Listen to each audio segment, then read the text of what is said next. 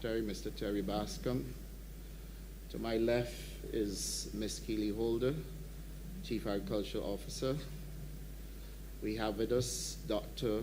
Beverly Wood, Director of Government Analytical Services, Dr. Mark Trotman, Senior Veterinary Officer, Dr. Leroy McLean, Consultant to the Ministry on Black Belly Sheep Program, Mr. Anthony Bryan, Chairman of the BMCLA, Barbados Medicinal Cannabis Licensing Authority, Mr. Frederick Ennis, CEO Acting, BADMC, Ms. Kimberly Coppin, Financial Controller, Mr. Glenn Marshall, Senior Agriculture Officer, Mr. Michael James, Senior Agriculture Officer, Mr. Wayne Baker, Director of Projects, Mr. Orlando Atherley, CEO, BAMC, Mrs. Cheryl Morris-Keat, Deputy Permanent Secretary, Dr. Jamaikel Andrele, Manager Agricultural Services, BADMC, Mr. Sherlock King, Manager of Markets,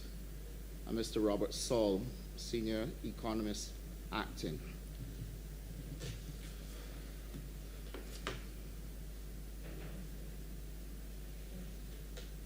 And Senator Shanika Roberts Odo, Barbados Medicinal Cannabis Licensing Authority.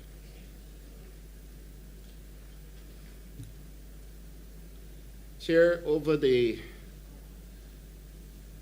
last year, the Ministry of Agriculture and Food Security would have been in the vanguard of providing agricultural support to the sector.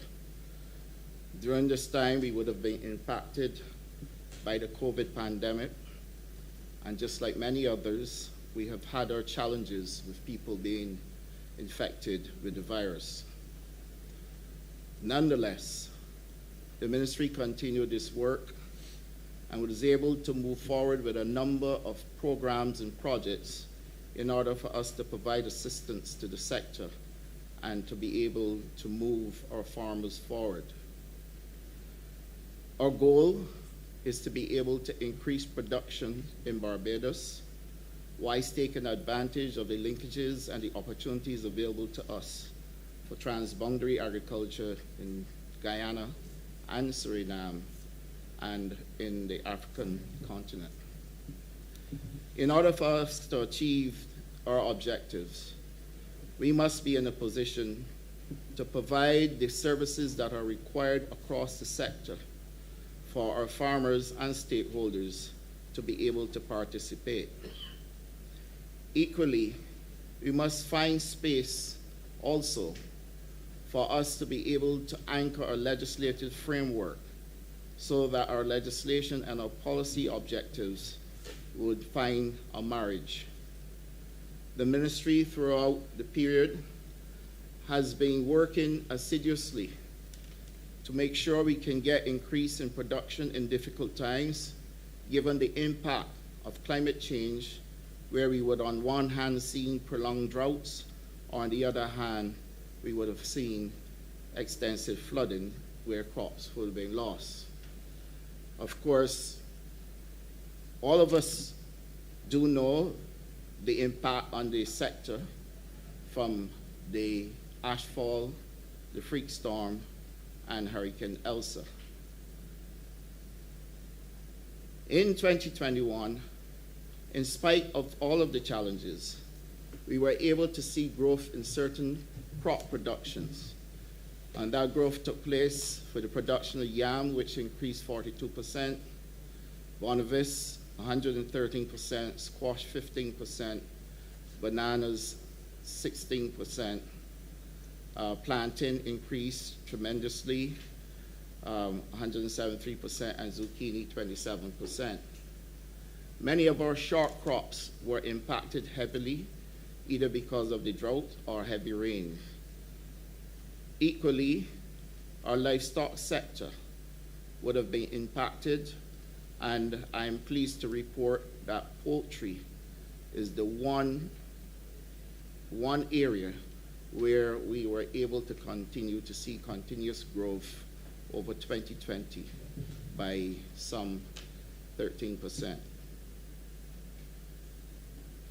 In order for us to move the sector forward, we have identified a number of initiatives within the ministry so that we can bring the sector to a modern 21st century requirement.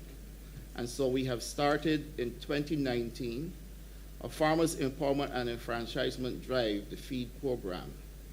This is the ministry's flagship program and is designed to expose applicants to farming practices and provide them with 1 acre of land to start. The program is managed by the BADMC. To date, we have moved 603 persons successfully through the training. 148 are already processed on their pre-existing qualifications and training. This presents 52% of the persons who have applied to the program. There are some 32 Project CARE participants that have also been moved forward, and the ministry will continue to work on this program to make sure that we can provide participants with land, adequate water supply, and move towards increased production in Barbados. The BADMC, through its Irrigation Department Engineer Unit, continues to deliver a dedicated irrigation water supply to over 500 farmers in 12 irrigation districts across the island. The corporation is currently reevaluating its land and water resources to provide accurate figures on the acreage available for irrigation crop production and the acreage for rain-fed agriculture. The project at Wakefield, which is part of the Community Agriculture Response and Empowerment Project, or CARE, has seen preparations done for 32 persons.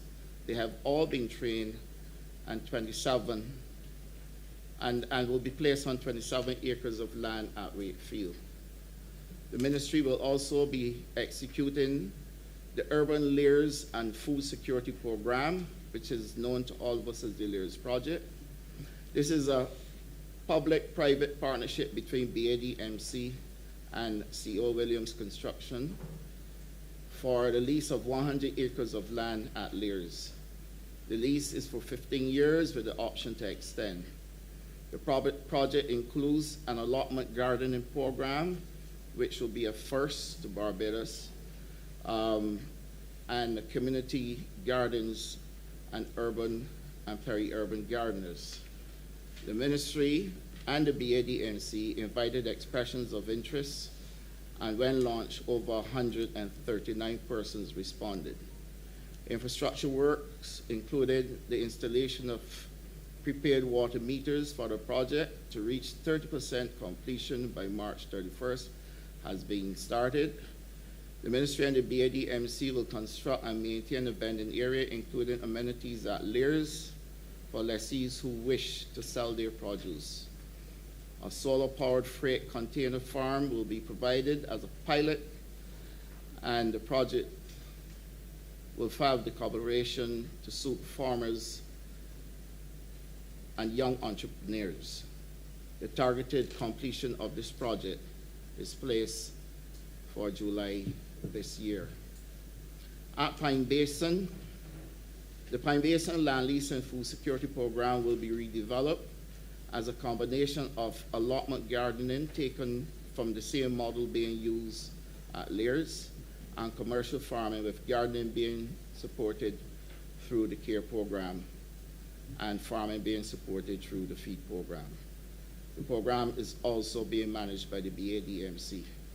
Several areas around the Pine Basin experienced flooding during the rainy season, mainly due to surface runoff from surrounding districts. Over the years, this has resulted in damages to crops and losses for several farmers.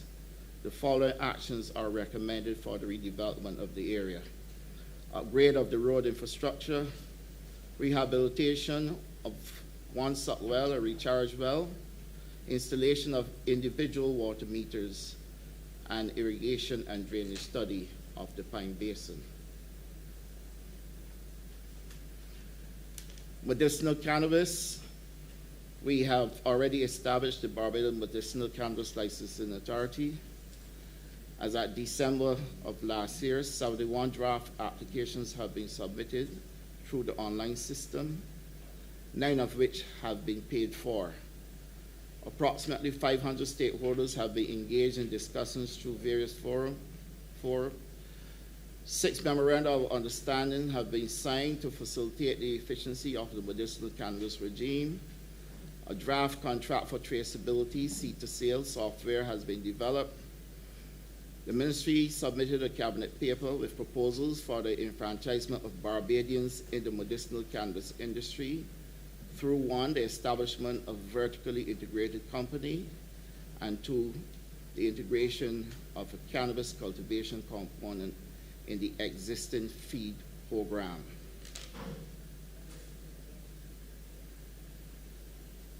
A national fruit orchard has been established at Haggots in St. Andrew. The Haggots Reservoir has been completed and improved upon by installing a liner, spillway, and slit track. Fruit trees have been planted at Haggots, and these include soursop, golden apple, and passion fruit.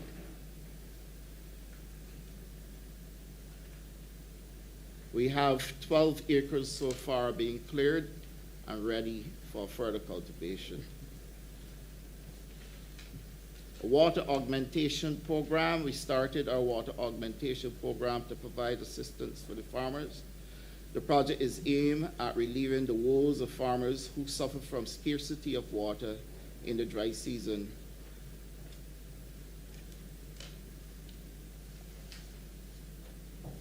The work at River is about 85% complete, with the lining of the 6 million gallon catchment being the major component to be carried out.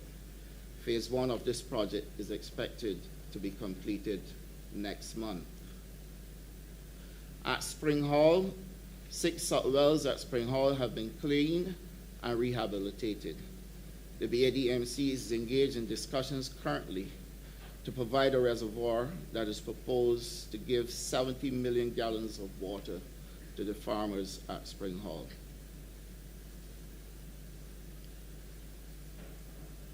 We took to Cabinet a paper to discuss a sanitary and phytosanitary legislation and establish a single agency for the National Agriculture, Health, and Food Control Program. Work is currently ongoing on that legislation. We have been able to proceed successfully with the legislation for plant protection. The FAO has provided US $35,000 to develop a traceability system for fish. Comments on the plant protection bill and animal health and veterinary public health bill were submitted to the Chief Parliamentary Council.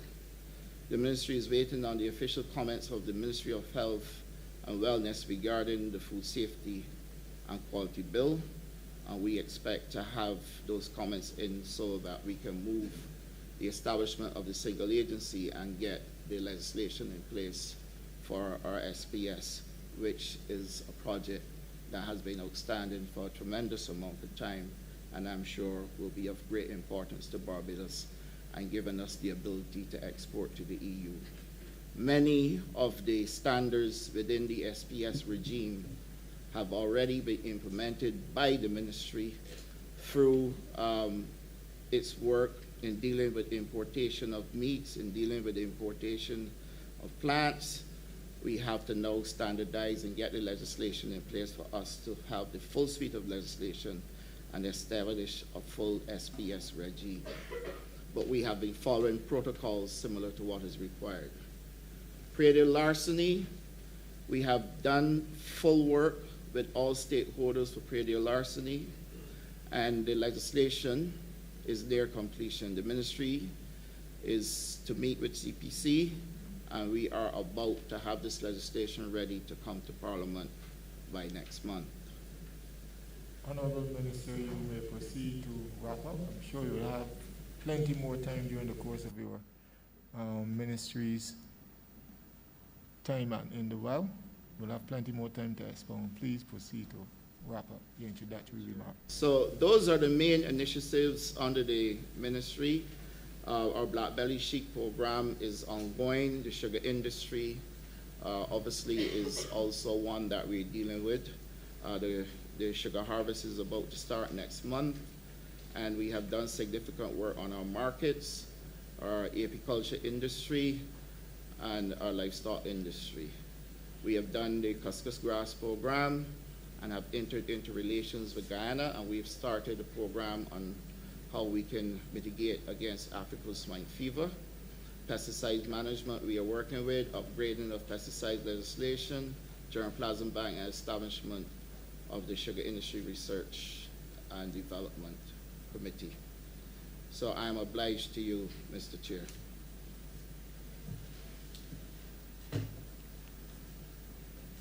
Honourable Minister, could you please move the head? I beg to move that head 83 do now stand for.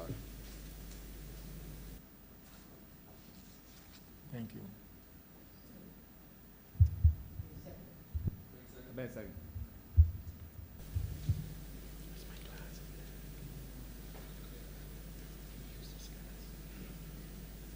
Honourable Member for St. Michael South. Thank you so much, Mr. Chairman, and thank you to Minister and to your entire team who is here. I have a few questions.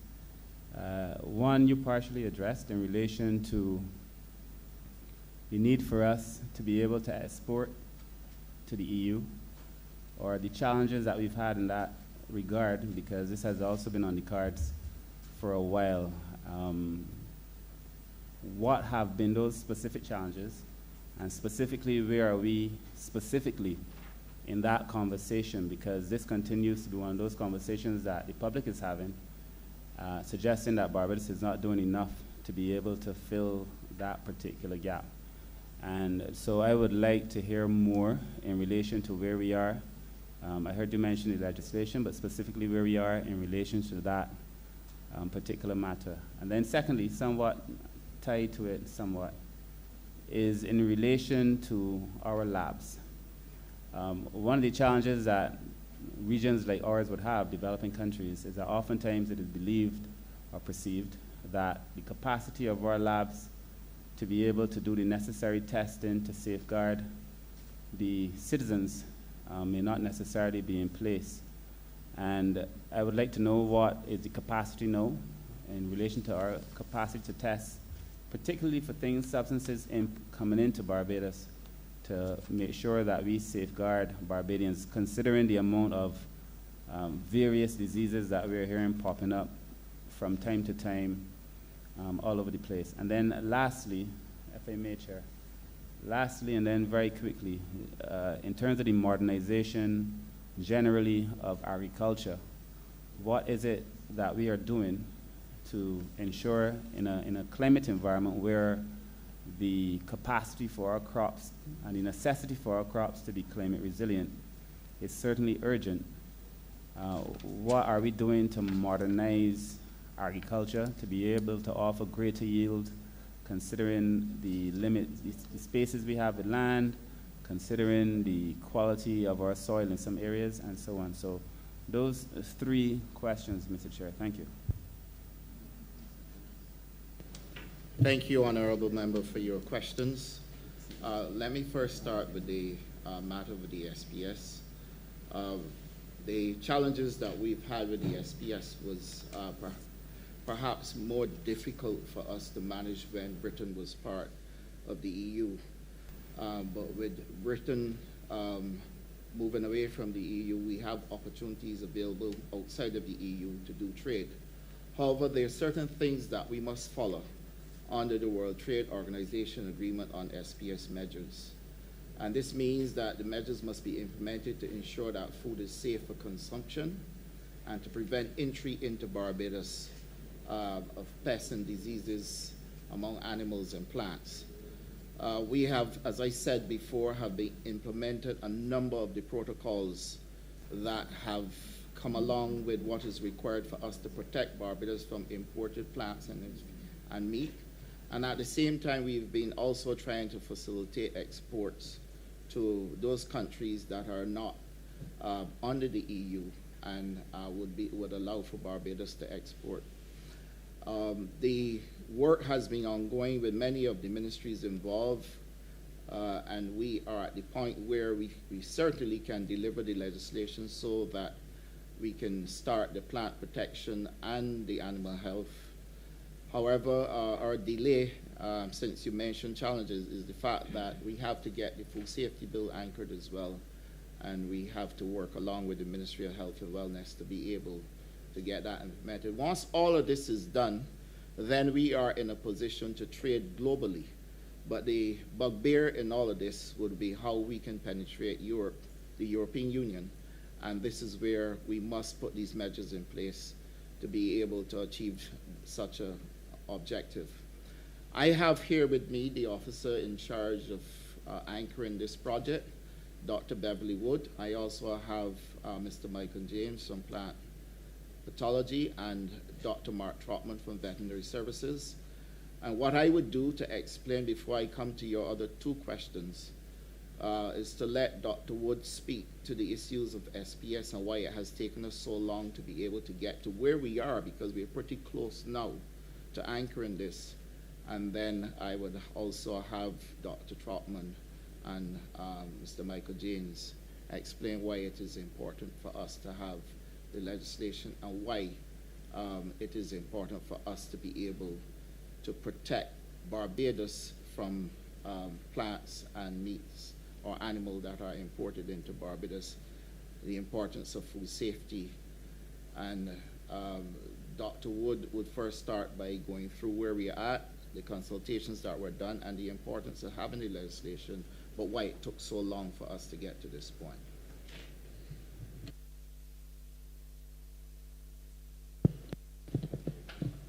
Thank you, Minister, and good evening, members of Parliament and colleagues.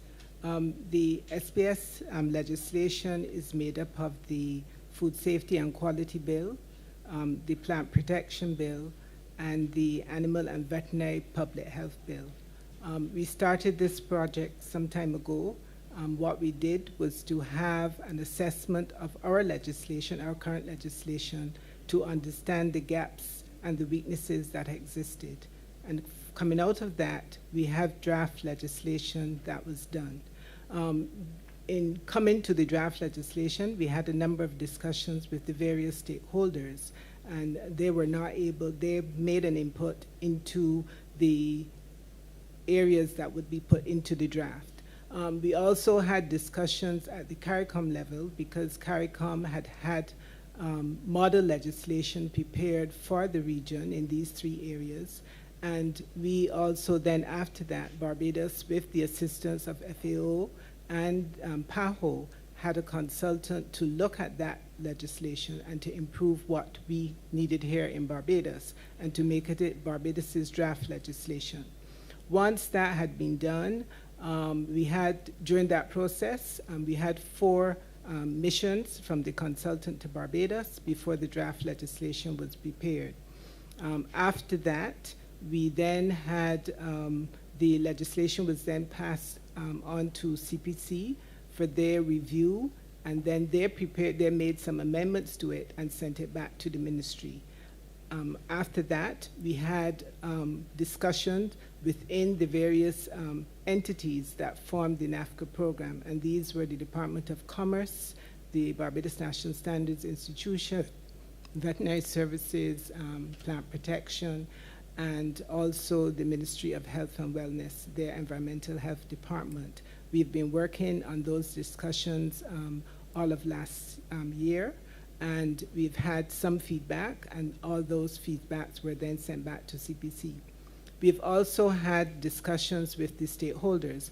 In October, November, we had discussions with the Barbados Chamber of Commerce, Inc., Barbados Agricultural Society, all of the importers of animal products, foodstuffs, whatever, to get their feedback and to be able to explain the parts of the legislation to them.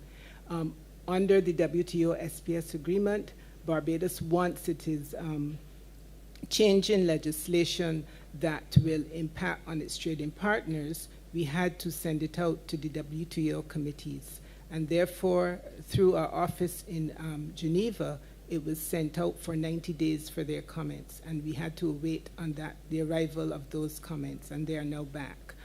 As the minister said, we are fairly close to completing the Animal and Veterinary Public Health Bill and the Plant Protection Bill.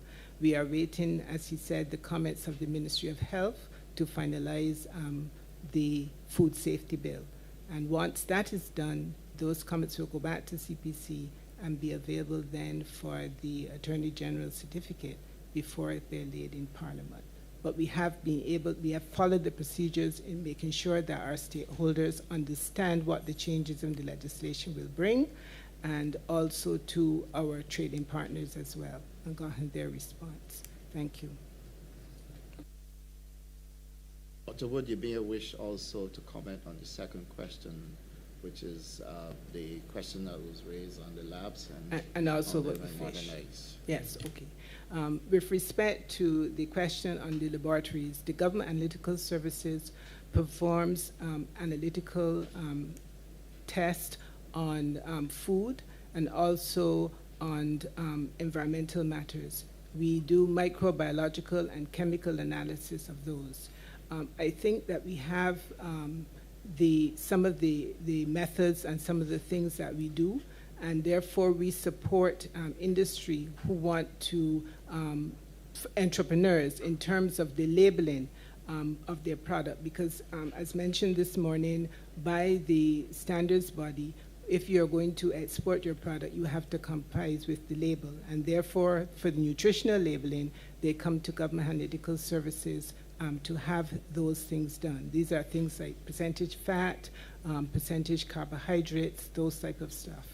We also do microbiological testing on the things to make sure that they're free of pathogenic organisms which can cause harm, and we do so for some of the manufacturers. We do so for hotels. We do so for aviation aircrafts and so.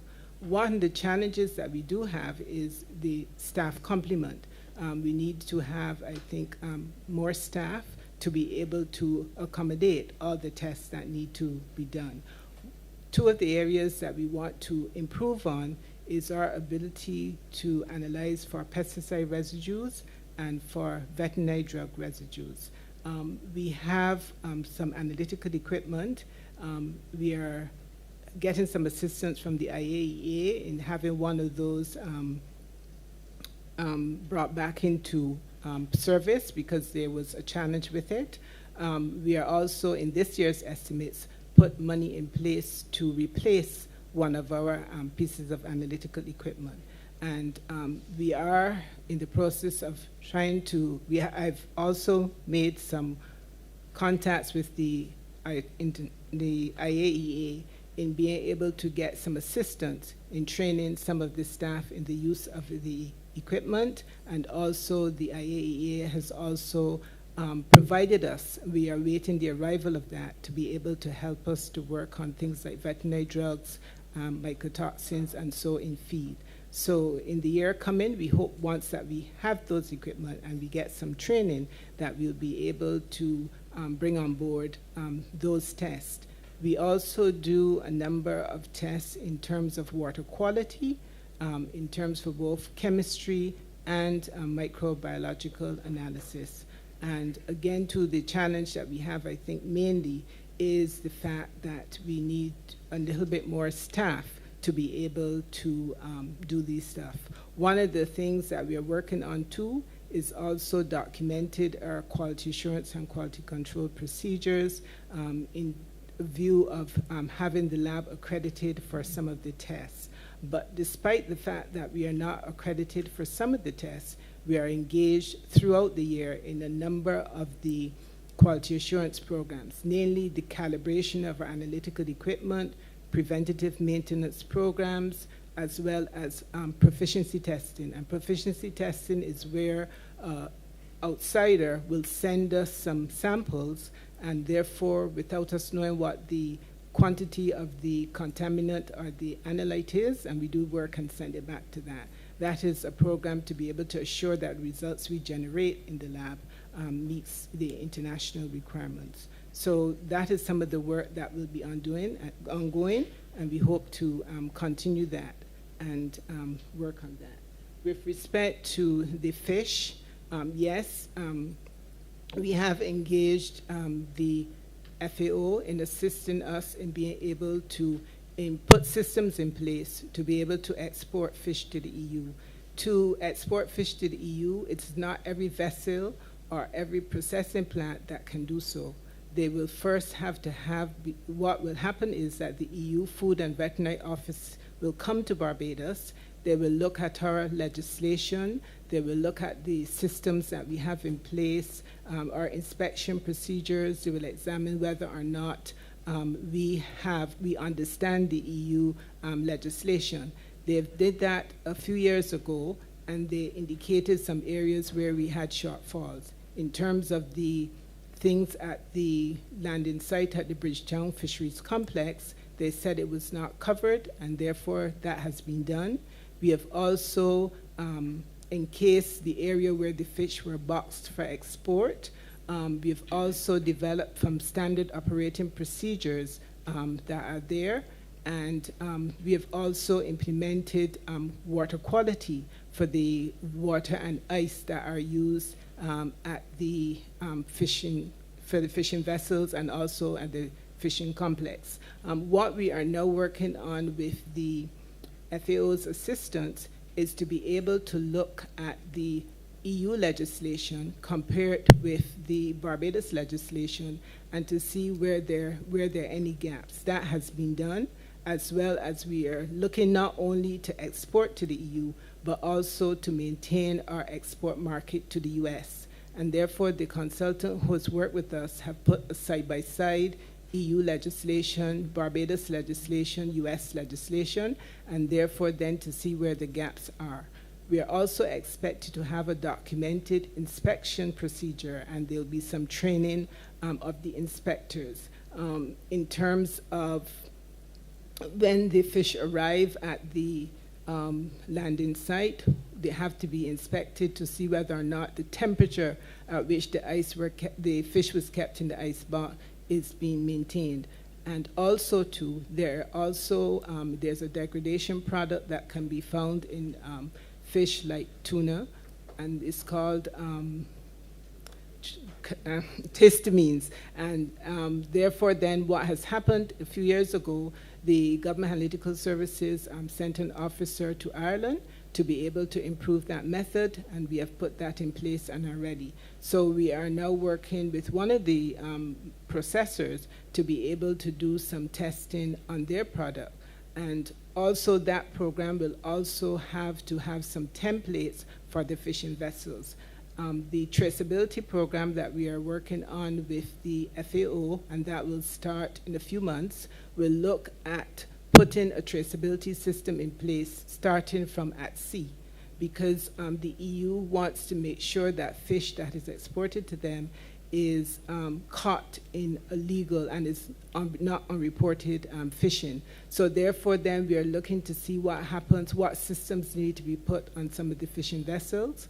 We'll be able to trace what happens when those fish land at the Bridgetown Fishing Complex. Then when it proceeds into the fish markets, the processors, etc., and into the retail space. So at the end of that, we are hoping then to have a system in place that we can then implement. So the traceability program is with the FAO's assistance, and then we are hoping that we will have some assistance with them in to be able to put the systems in place, both for the regulators as well as some of the templates for some of the players in the industry. Thank you. Honourable Member, you also asked a question about modernizing agriculture and how we are moving to mitigate against climate change. We have, in the feed program document, we spoke to the use of freight farms as a means of mitigating against climate change. There's also hydroponic farming that is currently taking place in Barbados in addition to freight farming. Shade houses are being used, and of course the ministry has as part of the feed program, training going on for the use of technology with freight farms and shade houses and hydroponic farms.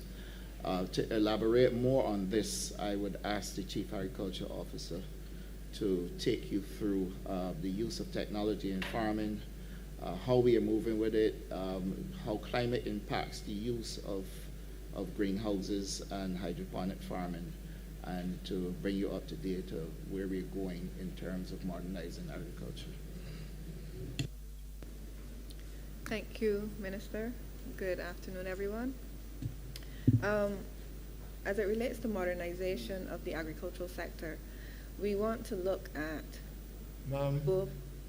CEO, could you please introduce yourself by giving us your name? Yes, good afternoon. My name is Keely Holder, Chief Agricultural Officer at the Ministry of Agriculture and Food and Nutritional Security. As it relates to modernization of the agricultural sector, we are looking at both options for the open field as well as for protected agricultural structures such as greenhouses, as well as freight farms. So specifically, as Minister Ware was indicating, as it relates to protected agricultural structures, we have just come back from Guyana, where the Guyana government has agreed, and our Prime Minister has also indicated, that we will receive 25 wooden greenhouse, shade house structures from Guyana. These are 100 feet by 38 feet long in total area. And the government of Barbados will also be purchasing 25 shade houses. Together that will make 50 shade houses, which we will be providing for the small farmers in Barbados. This is an important intervention, specifically in targeting the reduction of imports of sweet peppers, where here in Barbados we know that there is a challenge with birds. And so this will assist in that and allow us to make a big dent in that sweet pepper import in particular. As it relates to the use of greenhouse hydroponics, because of the cost of the system, we've identified that there are certain commodities which can be grown profitably in such systems, and these are lettuce as well as cucumbers and tomatoes as well are the key things, along with specialty melons. And these are areas that would allow farmers to increase production, and these also speak to reducing those top-tiered items in the food import bill. Other areas where we're modernizing the agricultural sector would speak to how we are going to address the open field and increase the productivity in that area. So already the Barbados Agricultural Development and Marketing Corporation has acquired a vacuum seeder, which is a special tractor cultivated type of seeder, which allows us to increase now the production of onions and carrots in particular. We at the Ministry of Agriculture will be embarking on testing more heat-tolerant varieties. This would allow our farmers to be able to grow varieties as the days continue to get hotter, that would allow them to continue to produce at a higher level and increase their use concomitantly. Additionally, we have a rebate within the Ministry of Agriculture to encourage farmers to increase the use of mulch. Mulch is very important, both plastic mulch in particular as well as fabric mulch. These are critical in helping to reduce water loss. They help to protect the soil from heavy rainfall, which will also lead to increase in diseases to the plants. This would also assist as well in maintaining the soil health, because it would allow us to, especially organic types of mulches, it would allow us to improve the soil fertility in the soil. A key flagship area which the ministry has done a lot of work to address the issues of climate change would be water catchments. You would have heard from the minister as it relates to the work that we've been doing on water catchments at both River and Spring Hall, and this work is ongoing. The water catchments are critical because in 1982, we only had the capacity to irrigate about 3,000 acres of land. I'm told by the BADMC that we have moved from having about 20 feet of water in the Spring Hall well to now only having about 12 feet during the wet season. So as a result, water catchments become a key and critical area of innovation that we need to provide to farmers to ensure that they have enough water to be able to adapt to climate change. But that's not all the Ministry of Agriculture will be looking to do. We are looking to embark on pioneering and bringing more digital agriculture to the table. In that regard, using drones in particular to apply pesticides, using drones to do surveillance and monitoring, using drones to also detect if there are pests and disease on plants. This would allow farmers to be more precise in understanding what their issues are and being able to respond. This would help them to reduce both fertilizer and pesticide use.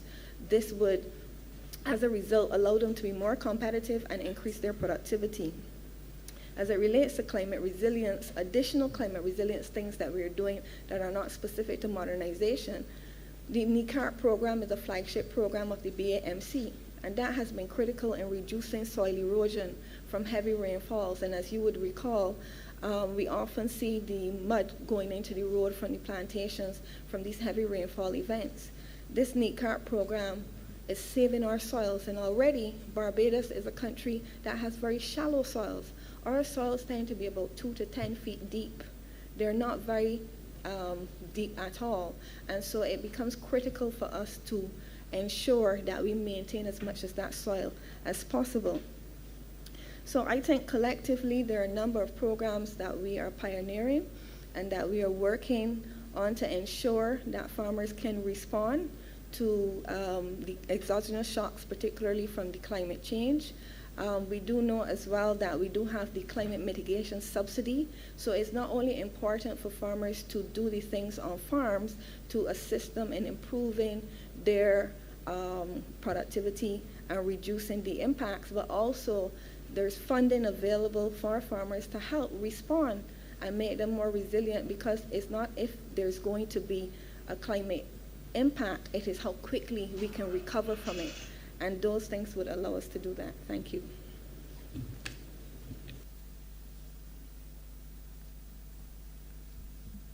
Thank you. Any further questions, Minister? Honourable Member? No, thank you, Chair. Thank you very much. Thank you. Honourable Member for Christchurch East. Minister, team, thank you for presenting yourself to be questioned. Now, Minister, I believe that we were in the Caribbean, we're slow off the bat in developing a marijuana industry, and we missed the boat almost entirely. I believe that we allowed others who had cried down the whole concept of using marijuana for medicinal purposes or recreational purposes to overjump us, turn into $1 billion industry in their own countries and have us now on the back foot. I was very pleased when you proposed the establishment of a medical marijuana and industry in Barbados, and also the development of marijuana in all its forms. But I'm concerned, and I know a number of people are questioning exactly where are we in the process. I understand you said that there were a number of applications, and I think 9 persons had paid for the applications, but how far are we away from actually having the regime in place and the infrastructure in place to start production and start exportation and start capitalizing on something that has almost passed us by? Honourable Member, I thank you for your question. You are indeed correct that it is a $1 billion industry, but this issue of Barbados having a medicinal cannabis industry started with the previous administration, and for some reason it never got off the ground. When we came to power in 2018, I was able to anchor this in 2019 by getting the legislation passed. We had to do a suite of legislation and then regulations. It so happened that when all of that was completed, COVID hit us, and many of the applicants who we were moving through the system didn't follow through, because obviously at a time when there's uncertainty, investment will slow down. This didn't only happen in Barbados, it happened right across all jurisdictions. So it is not unique to Barbados, and indeed I'm happy to note that we are at the point where we can issue some licenses now. People have been asking, but 2020 and 2021 were not kind to us as it relates to any type of investment. And therefore what we sought to do was then to see how we can move Barbadians in that space by creating ecosystems under the FEED program, which is what we are currently looking to advance. We have prepared the cabinet paper, and we will continue to work with the Ministry of Finance to be able to put that project in place. As it relates now to the issue of licenses for people who have been who have applied, first of all, there is a protocol under the legislation where you have to do your due diligence. And that due diligence takes a period of time, so it can take as high as 6 months in some instances before you issue your license, because it comes with very strict restrictions. We have to make sure that we clear all of the protocols that are required, and we are at the point of issuing a cultivator license. I know that we are very close also to issuing a therapeutic spa license. And this is all happening now that people are coming out of COVID and feel confident that they can proceed with this large type of investment. Investment in medicinal cannabis is by no means small. It takes huge investment to get in, but the returns are great. The chairman of the BMCLA is here, and I would allow for him to follow up and give you further details as to where we are with licenses and where we are with the applications that are before us. Also, Senator Shanika Roberts is here, and she can also give further details on the licensing and why it took so long.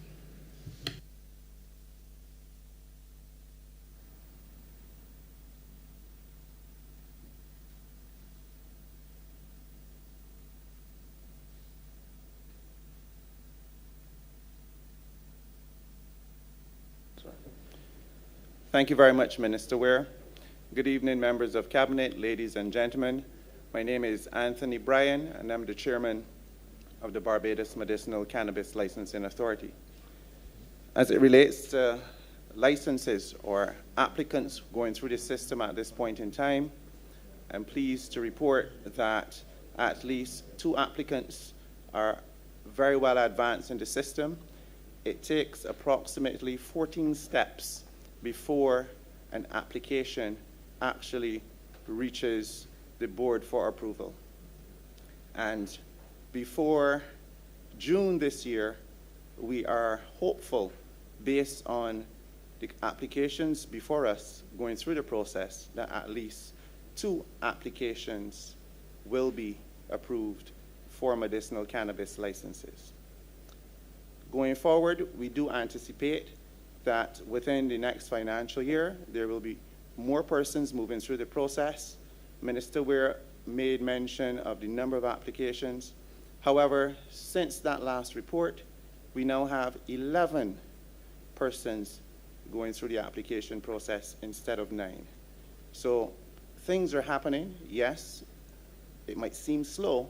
However, one of the major challenges relates to the due diligence, as the minister mentioned, not only on a local basis, but also a due diligence looking at international parameters as well. Thank you.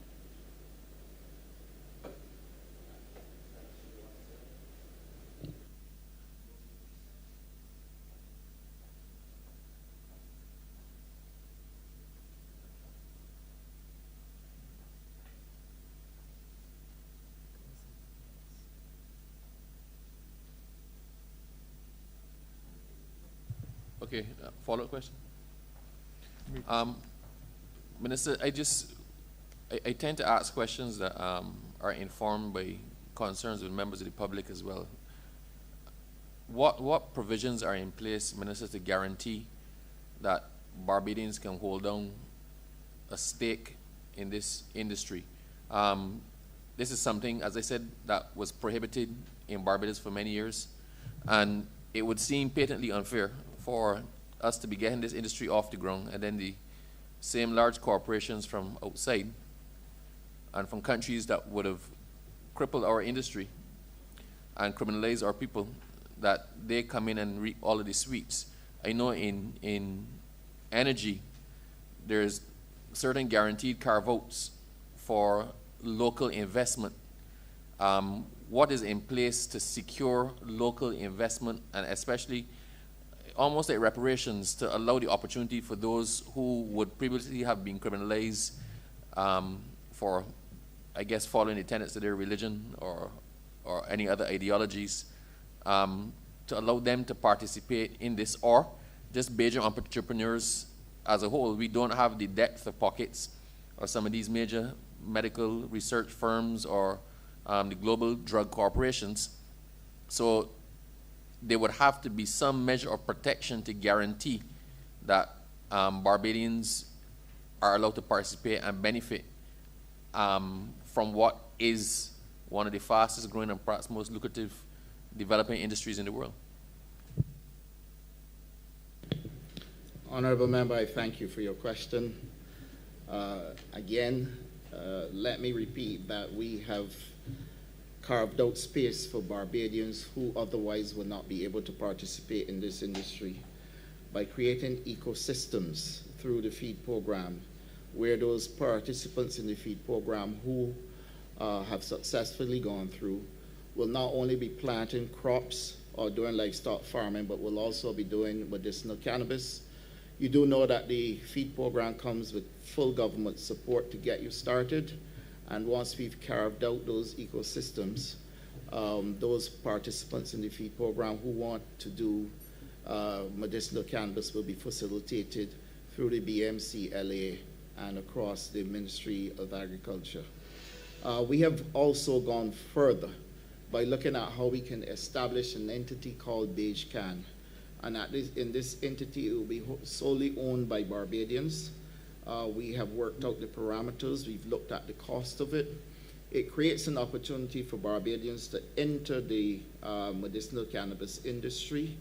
They will be carried just like how we carried the sugar industry for a period of time and then transition onto their own. This matter is currently being pursued with the ministry. We are at the stage where we had prepared the cabinet paper, and once we get the blessings of cabinet, we will be able to deliver for Barbadians to be actual owners in the medicinal cannabis industry.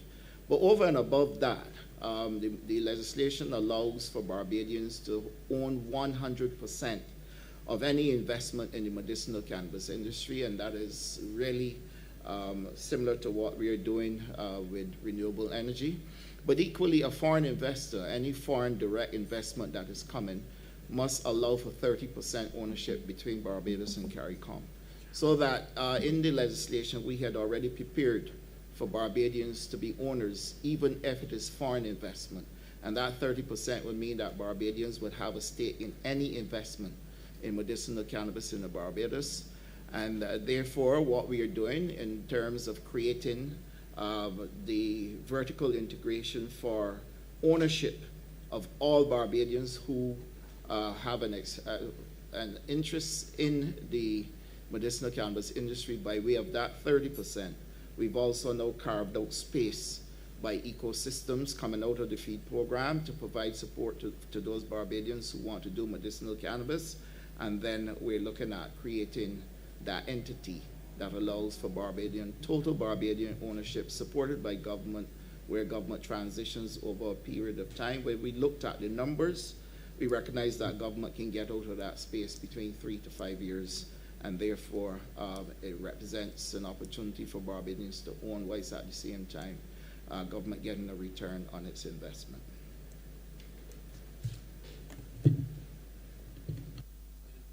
Final intervention. Minister, I have taken in trying to change my lifestyle somewhat, you gotta do what you can. I try to eat what we call blue food at least once a week. I'm planning to branch into more than once a week. But with COVID, with our concentration on comorbidities, with the fact that we know that Barbados has a high prevalence of NCDs, I think a lot of this has to do with our diet And when I ask, we have a large number of centenarians in Barbados, and I have a large number in Christchurch East.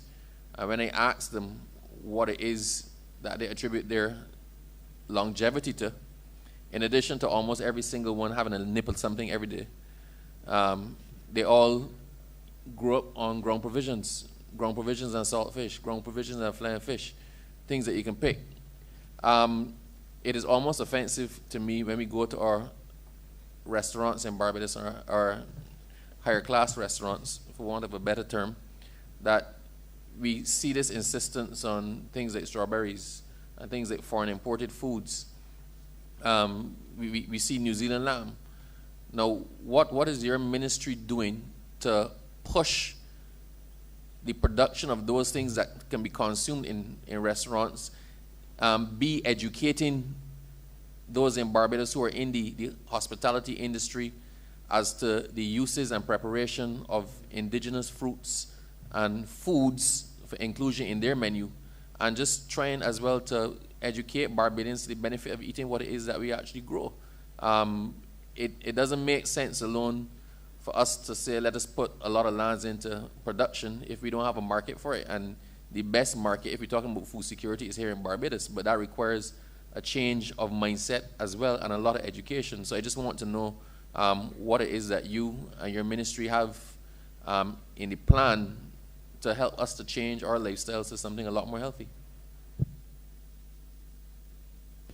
Honourable Member, I thank you again for that question.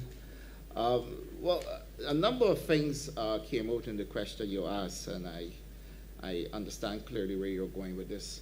First of all, let me state that we have introduced in Parliament the Parliamentary Fronts Against Hunger, which is a program anchored by the FAO, and we have started work with that program. The Parliamentary Fronts Against Hunger basically designs to do a lot of what you've asked me, and that is to help us to work with the stakeholders, the Barbados Cancer Society, the Diabetics Association, certainly the Ministry of Education, Ministry of Health and Wellness, the Ministry of Commerce, for us to do all of what you've just asked. The program basically speaks to how we can transition Barbadians to a healthy lifestyle. I've spoken to several people who are involved in alternate medicines, and we are looking to meet again to make sure we have the relevant information pulled together and bring people along in terms of public education, as well as working through those stakeholders who are already pushing for us to reduce the use of sweet drinks and those types of things. Consumption of locally grown food, we had a meeting on Tuesday, it was, yes. On Tuesday, we looked at logistics to determine how much food we can grow here in Barbados, certainly for domestic consumption. We met with the Ministry of Tourism. They're to come back to us with the numbers that are required, because you're correct in saying that if you're growing food and increasing production, you must have the markets. We're looking at a number of things. So we're working with the Ministry of Tourism. They are going through the BHDA to pull the information for us so we can look at provisioning for the tourism industry and for the cruise ships. That meeting saw us engaging other persons, including logistics for cargo carriers. And what we are going to do now is establish a food terminal in Barbados with the assistance of our Minister of Agriculture in Guyana, to set up a food terminal at Lears where we will be able to do packaging, storage, blast freezing, and those things, and allow for Barbadians to have greater access to healthy agricultural products, but at the same time give us a chance to export some of those things through packaging and storage. So a lot is currently happening as we speak. We certainly are working towards increased production. We have cultivated land in the north of the island at St. Lucie, at Mount Poyer. We are working with the farmers at Spring Hall. We've gone back to Bath to increase production there. And right across the entire island where we're doing work with the farmers at River. We are assisting them with increased production. That way, once we get the production up, a number of things happen. We can do blast freezing, we can do storage.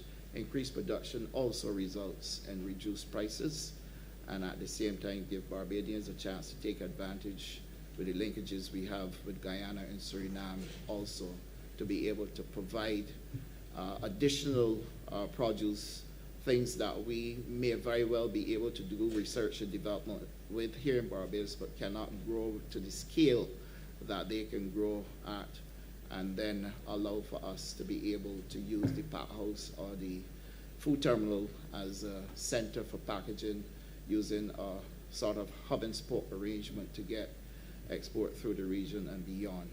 So I have before me the information which we are going to discuss on Friday at the next Quartet Agriculture meeting, and we should move this process forward very shortly. But production in Barbados is certainly going to be increasing so that you can have greater access to more agricultural produce and reduce the intake of processed foods.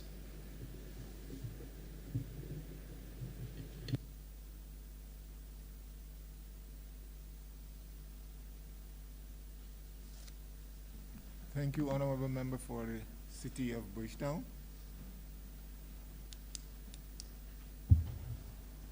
Thank you, Mr. Chair. Good evening, colleagues, and thank you, Minister Agriculture, Food and Nutritional Security. I want to first start by thanking you and your team for the energy that you've brought to the ministry. A lot of people may not know that my involvement in agriculture dates back quite a while, and it's very deep and wide. It dates back pre-1998 when I had to sell lettuce to buy school clothes. And I can sense a new energy in the ministry, but I still am observing some of the perennial problems, like for example, as I speak to farmers coming out of my constituency in the city about not having enough equipment to allow for plowing, etc. And I know that the ministry has an aggressive and ambitious plan to bring a lot of arable land back into production. How do you propose to be successful in this plan if we do not have the requisite equipment to do so? And feel free to use an economy of words because I have a number of questions.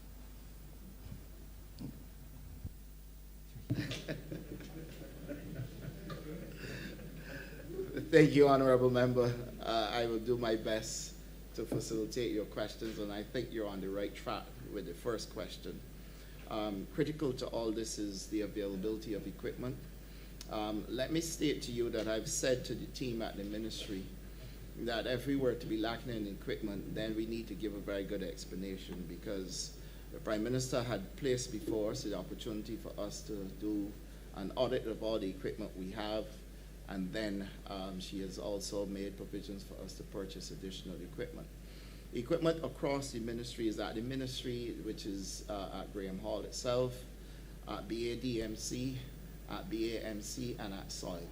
And I've also emphasized to all of them that we are all one government. So there may be additional equipment available to us once we can work with our colleagues in other ministries to be able to access equipment. The issue we have is that if you have a number of projects going on at the same time, it can exhaust the equipment that you have. But there are certain types of equipment that we need if we are going to do what is called break-in hard pan and increasing soil fertility and those types of things. We have to have the equipment to do that, and we are currently making sure that we work on providing the types of equipment that will be required to modernize what is required to address the issue of soil fertility. We know that we have been discussing soil degradation, and we have gone as far as looking at how we can improve our soils. What I will do is to allow the Chief Agriculture Officer to elaborate on the type of equipment that is going to be required as we address issues of soil fertility, and also as we look at how we prepare now for increased production and the modernizing of equipment in the system, because I've seen for myself the tremendous amount of things that can be done by equipment that is geared towards modern agriculture.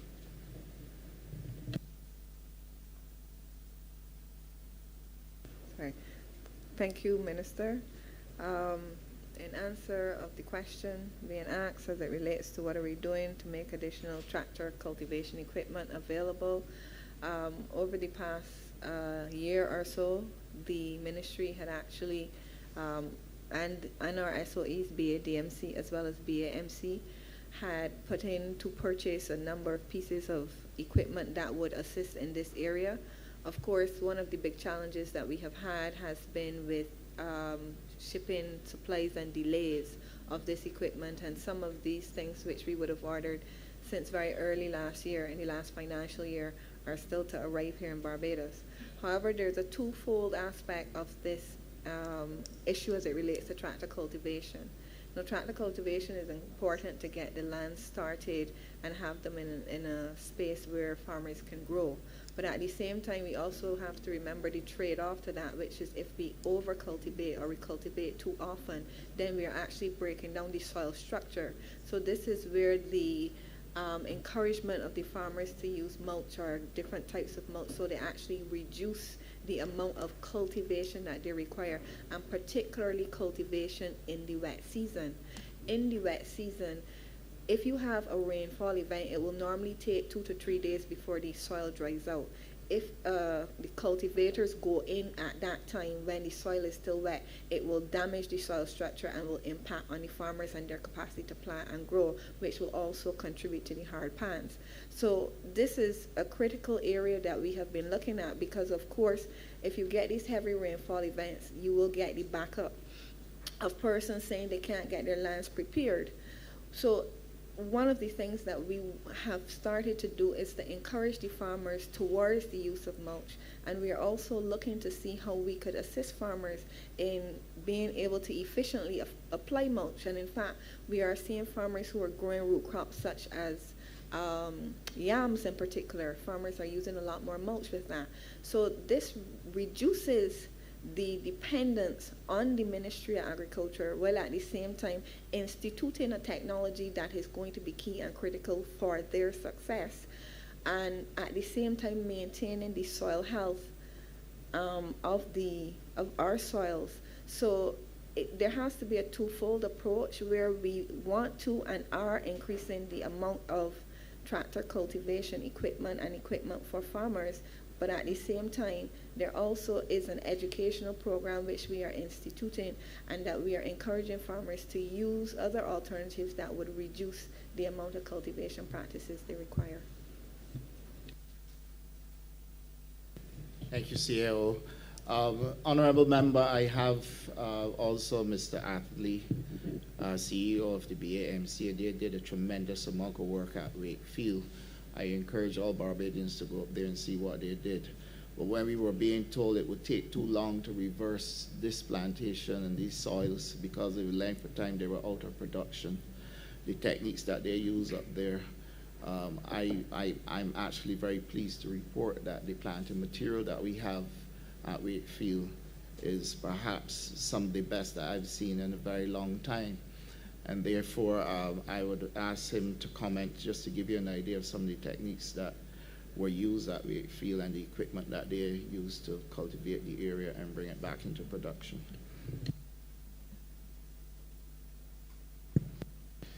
Good afternoon, Chair and members of Parliament. To the point raised by the Minister, what basically we did at Wakefield was that we went back to what we consider in the industry standard practices. That is that we, as the CEO pointed out, our cultivation program hindered upon the first cut with a caterpillar, then doing a second cut, not necessarily the next week, but within the recommended standards as not to degrade the soils. But one of the key things for us, I think, which led to the success of Wakefield, was that we did cut up the hard pan. And we have taken that as a position at BAMC that we are currently doing in any lands that we are cultivating for sugar cane, and we're encouraging the other private farmers as well. To the CEO's point earlier, we were one of the recipients of over $3 million of equipment But with COVID and the challenges of COVID, we are only now receiving the last set of equipment. And this is the equipment that was ordered, I believe, November of 2020. What we also did at Wakefield to make it the success it is that we planted only treated cane that was free of ratoon stunting disease. For those who need a quick education in sugar cane, once you get a good quality planting material with the amount of rain, you then get the cane to grow a lot faster, which is what we call canopying. And when the cane canopies, then it shuts out the sunlight from getting to the weeds. So I think that is part of the problem. So the two things that made Wakefield a success. We stuck to the basic of cultivation. We cut up the hard pan for the whole of Wakefield. We did use clean planting material, which is a standard that we're pushing out within the industry.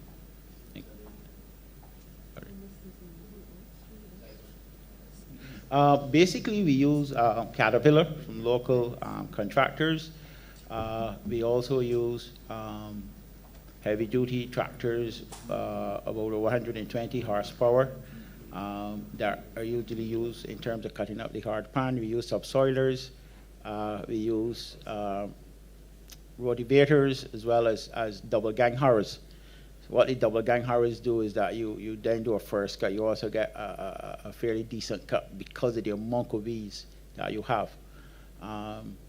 So that has been a success for Wakefield, and that's why Wakefield has been a success for us.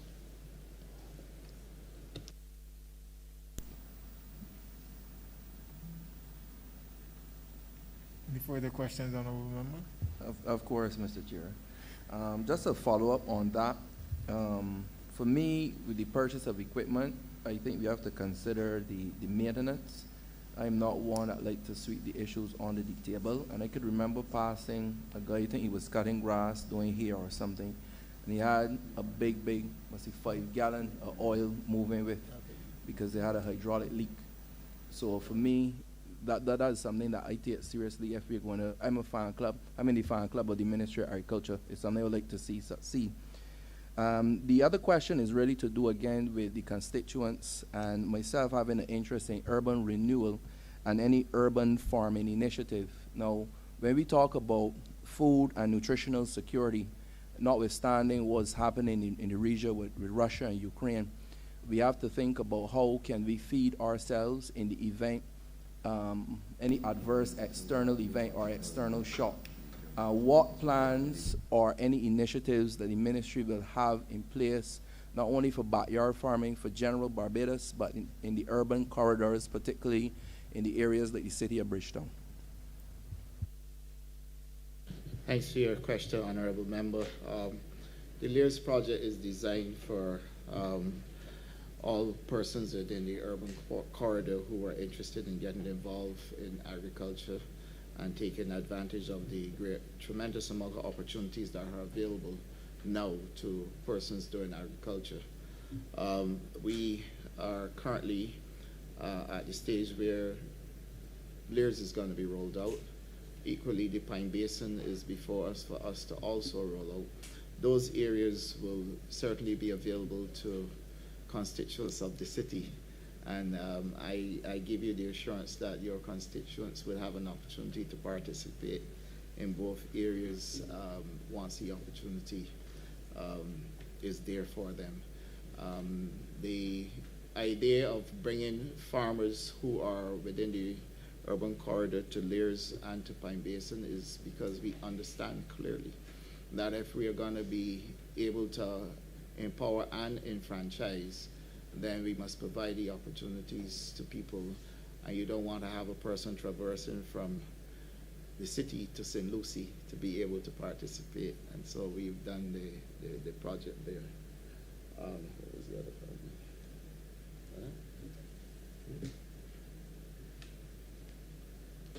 I hope I've answered your question, Honourable Member. Yes, Minister. My third and final question, unless I be accused of asking for, it relates to the, again, food security in the form of a seed bank. Now, being involved in agriculture, I'm sure your team is familiar with some issues we had with some string beans recently. We also are familiar with the GMO crisis, where we have a number of seeds brought into the island that give you one crop. And sometimes they don't even give you the one crop, like in the case of the string beans. I have advocated within my ministry to ensure that we have a food and clothes bank, particularly for natural disasters and human disasters. It would be remiss of me not to pursue the same kind of questioning for our sister ministry of any Ministry of Agriculture in making sure that we have these seeds in order to, again, to be able to feed ourselves within the climate change and the disasters pending, and also to get better quality seeds so that farmers can have a better yield. On that, I know that we talked a bit about technology, and I heard about the drones. And I was wondering if we can tie in anything to do with the crop sensors, the smartphone monitoring, the ultrasounds, particularly with the livestock and those sort of things. Again, to have the CAO holder to have to answer that, that may be considered a fourth question, so no pressure there at all, just trying to tie it in. But the bigger point and the bigger question is in relation to the seed bank, to ensure that we can have the safety and better quality seeds for better yields. Thank you. Thank you, Honourable Member. I'm actually happy that you raised that question and framed it the way you did, because I consider this to be extremely important to what we're doing. A lot of the questions that are being asked, you would have either received a report that we had a meeting yesterday with the poultry producers, looking at exactly the same thing to see how we can establish that type of system where if something should go off and create challenges with supply chains globally, that we have positioned ourselves to be able to produce and continue to keep the poultry industry as solid as it is. So we are looking at that. We've done an extensive discussion yesterday on it. Of course, we are doing this in conjunction with our partners in Guyana as well. But equally, we have also on board with us someone who has extensive experience in agriculture, a person who would have done agriculture successfully in Jamaica. And we are establishing a seed bank in Barbados so that we become the center of excellence for research and development. We will have our own seed bank. Let's assume that one day we got wiped out by a hurricane or something. We don't have to go scrambling anywhere to look for seeds. We would have had those seeds stored. This currently is about to happen, so this is not just talk. The person that we are working with already has a collection of seeds that we are going to be working with. We are also at the home agriculture station working on clean planting material for sweet potato and different crops. And within the ministry itself, Mr. Michael James can tell you about the work that they have been doing. Equally, we work with the FAO as well to give Barbados and our farmers an opportunity to get clean planting material. All these things we have been cognizant of the fact that we need to do this in order for us to be driving food security if we're really serious about food security, and also food sovereignty. And that is the reason why we are going to be establishing our own seed bank. Through a lot of the trials, you might very well go close to some practices that are close to GMO, but I do recognize that we have to look at all options that are available to us. Through the Agriculture Task Force that we worked with during the first period of COVID in 2020, we looked at how we can also do a number of trials to give us our own cultivars and transitioning us to growing a number of the crops and expanding it by looking at the success of them, and then keeping our own clean planting material. So those are some of the things we have been doing to address a lot of what you've asked. I'm particularly pleased to note that the one that nobody had looked at, we have already looked at, and that is how we can protect the one solid industry that we have in agriculture, which is poultry. Mr. James, you may want to speak to the clean plant material, and then I will have the CEO wrap up the conversation on this, because this is very, very important. Honourable Minister. wrap up at this point in time, giving you the opportunity to resume tomorrow.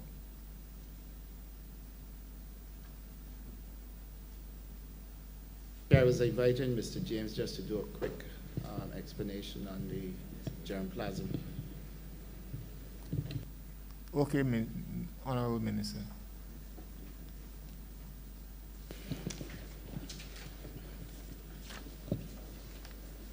Good evening, all. As the minister was saying, clean planting material is essential. You can't start bad and good. You need to start with good planting material. So if in the ministry, over the years, we've looked at cleaning up sweet potato especially, and we've had a training course last year in association with both UWI and FAO to teach farmers on how to produce their clean planting material, and that was successful. So farmers left knowing how they could produce this. We have also brought in different varieties, whether it be from pigeon peas to yams. We have a variety called the Butu, which we came through from Martinique.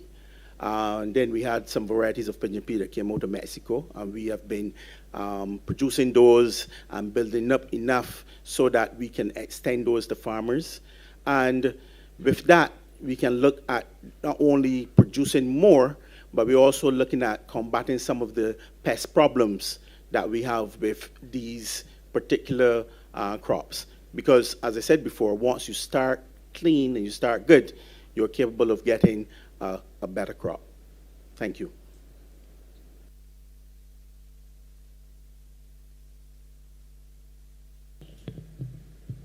Chair, I believe that we would have come to answering the question with the one thing that was left outstanding is the censors. If you would allow the CAO can quickly deal with it, and then I will be at your mercy for continuing tomorrow.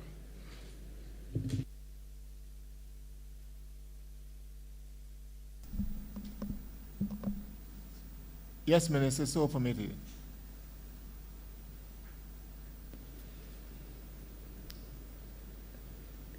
As it relates to the question on crop sensors and smartphones, we have actually started a project with the Caribbean Institute for Meteorology and Hydrology, as well as the Barbados Met Services, to look at how we could actually use weather data and sensors in the area to determine when there are pest and disease outbreaks.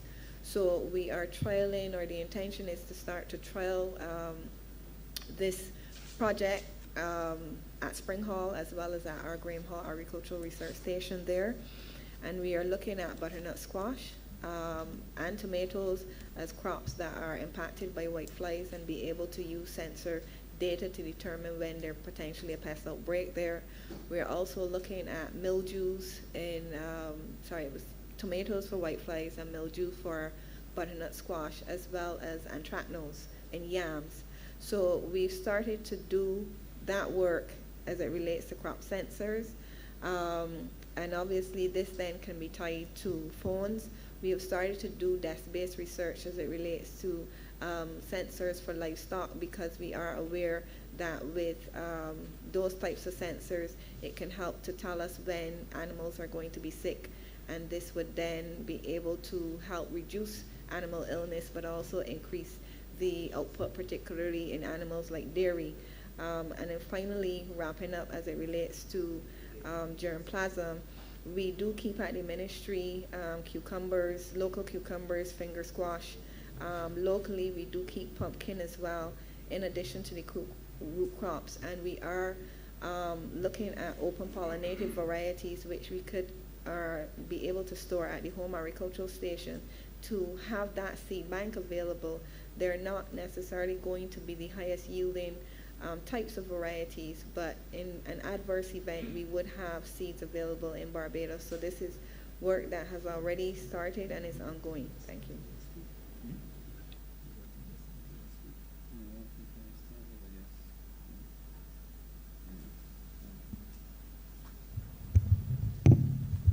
Honourable Leader of the House. Chair, I beg to move that you do not report progress to His Honour the Speaker, and beg leave to sit again. question is that I do now report progress to His Honor the Speaker and ask leave to sit again. All honorable members in favor, please say aye. All members against, please say no, nay. Methinks the ayes have it.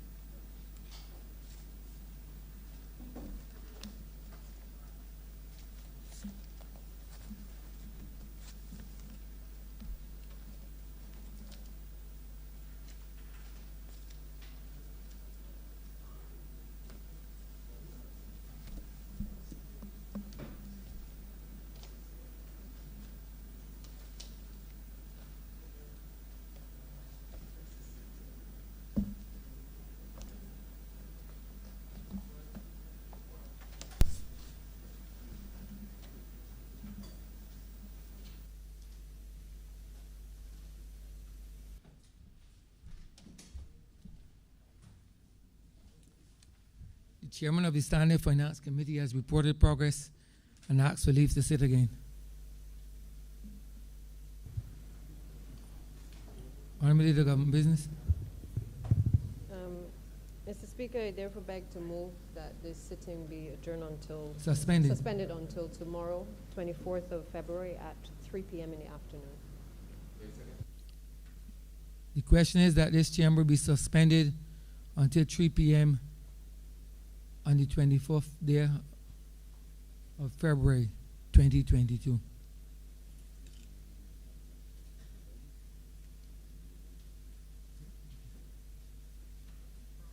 I wish to inform members that lunch will be served as usual, so you can come and obtain lunch tomorrow. All the other members in favor of, not of the lunch, but of the suspension.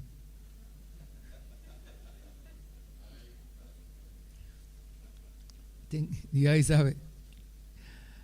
This chamber stands suspended until 3 p.m. 24th day of February 2022.